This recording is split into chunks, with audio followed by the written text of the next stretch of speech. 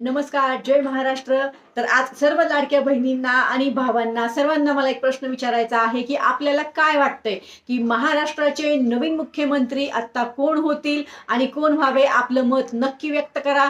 आणि त्याचबरोबर दुसरी माहिती जी मी सांगणार आहे, ज्या महिलांचे फॉर्म रिजेक्ट झालेले आहेत, ज्या महिलांचे फॉर्म हे अप्रूव्हल आहेत, बँक अकाउंट वगैरे सर्व ओके आहे, पण ₹1 आलेला नाही, त्या सर्व महिलांनी या व्हिडिओमध्ये कमेंट करायची आहे.